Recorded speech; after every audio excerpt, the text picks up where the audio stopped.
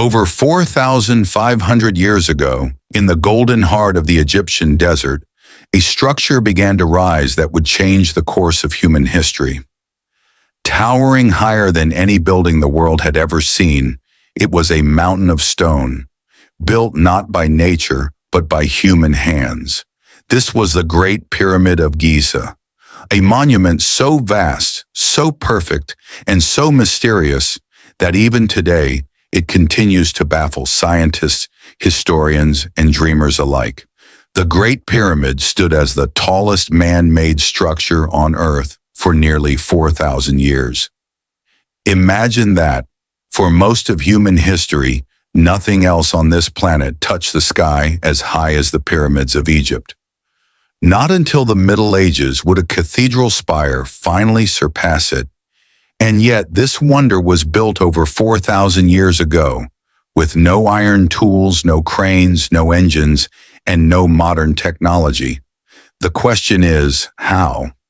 How could ancient Egyptians, armed only with stone and copper, create one of the greatest wonders the world has ever known? The Great Pyramid is not merely large, it is staggering in its scale. It originally stood 146 meters high, nearly 40 stories tall. Its base covered more than 13 acres of land. To build it, workers used over 2.3 million stone blocks, each weighing between 2 and 80 tons. That's the equivalent of stacking millions of cars into a perfect mountain of stone. And yet, each block was set into place with such care that even today, thousands of years later, the joints between them are so tight that not even a blade of grass can slip through. The pyramid is also a masterpiece of precision. It is aligned almost perfectly with the four cardinal directions: north, south, east, and west. Its sides deviate from true north by less than a fraction of a degree, and the three pyramids of Giza are laid out to mirror the stars of Orion's belt, a constellation sacred to the ancient Egyptians. The builders weren't just stacking stones, they were aligning heaven and earth. But the deeper mystery remains: who built these structures and how?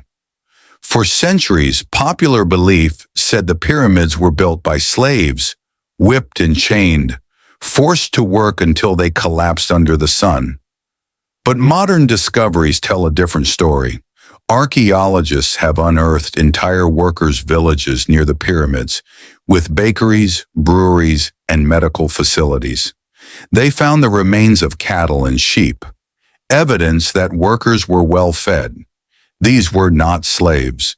They were skilled craftsmen, organized into teams, overseen by architects and engineers, supported by thousands of farmers who worked the fields when the Nile's floods made farming impossible.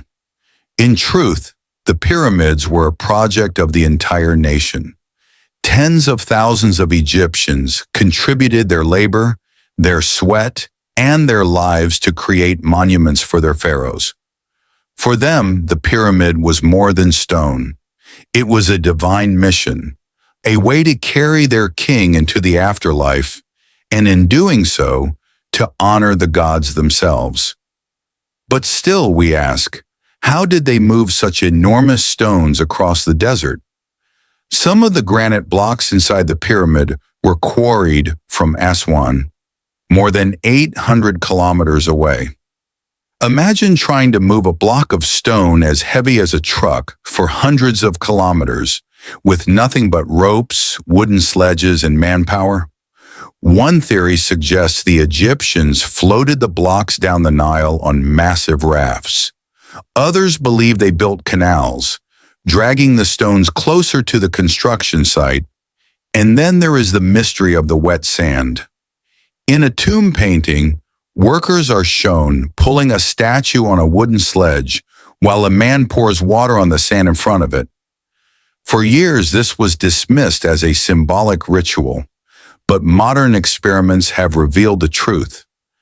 Pouring water onto sand reduces friction by half, With wet sand, the sledges slid more easily, and fewer men were needed to drag even the heaviest stones. It was a simple trick, but one that changed the impossible into the achievable. Yet moving the stones was only the beginning. The real puzzle is how they were lifted, layer by layer, until they formed a towering pyramid. Several theories exist. Some believe in a massive straight ramp leading up to the pyramid, requiring as much stone as the pyramid itself. Others argue for spiral ramps wrapping around the structure. Still others believe in internal ramps hidden within the pyramid, corridors sealed long ago, but perhaps still waiting to be discovered. Each theory holds clues, but none fully solves the mystery. And what about the precision? How could builders with no modern instruments align the pyramids so perfectly with true north? The answer may lie in the stars. Ancient Egyptians were master astronomers. By watching the movements of the stars and the shadow of the sun, they could determine direction with astonishing accuracy. Night after night, they observed the heavens, passing knowledge from one generation to the next, until they had the skill to align a monument not just with the earth, but with the cosmos itself. But as much as we learn, mysteries remain. Some believe the pyramids hide secret chambers, undiscovered passages filled with treasures or knowledge. Modern scans have revealed anomalies deep within the Great Pyramid. Empty voids, large enough to be rooms, whose purpose is still unknown. Are they structural gaps or hidden chambers? No one yet knows. And then there are the legends. For centuries, whispers have told of curses that strike those who enter the tombs of pharaohs. Stories of explorers falling ill, of strange accidents, of shadows lurking in the darkness. To some, the pyramids are more than monuments. They are guardians of secrets, protected by ancient magic. Others go further. They claim the pyramids were built with lost technologies, or even by beings not of this earth. Could a civilization with only copper tools really cut granite as hard as steel? Could they lift blocks heavier than modern cranes? To believers in these theories, the pyramids are not tombs but power plants, designed to channel energy in ways we still don't understand.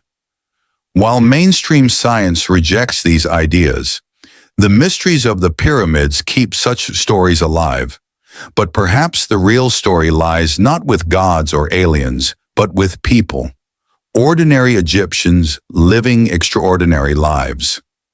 Imagine a young man waking before dawn, eating bread and beer, then joining his team to pull a massive block.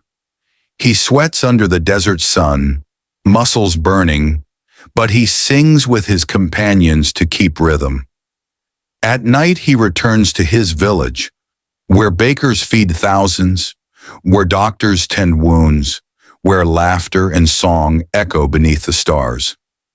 For him, the pyramid is not just stone, it is destiny, a monument that will carry his pharaoh to the gods and his own memory into eternity. So how were the pyramids built? Perhaps with 1,000 small tricks: wet sand, wooden sledges, clever ramps, and above all, human determination. The truth may never be fully known, but that is part of the magic. The pyramids are not just tombs, they are mysteries carved in stone. They remind us of what humanity can achieve when united by vision, faith, and ambition. For more than 4,000 years, the pyramids have watched empires rise and fall. They have seen Rome conquer and crumble, religions born and spread, nations rise and vanish. Yet they remain, silent, eternal, unbroken. They whisper across the ages, "We were here, we endured, we built something that time itself could not destroy." And perhaps that is their greatest lesson, that humanity, when reaching for the impossible, can touch eternity. The pyramids stand not only as wonders of the past, but as a challenge to the future. What monuments will we leave behind? What mysteries will we carve into the stone of history? The pyramids are more than structures. They are symbols of human ambition, devotion, and imagination. And they remind us, still today, that some mysteries are not meant to be solved, but to inspire wonder forever.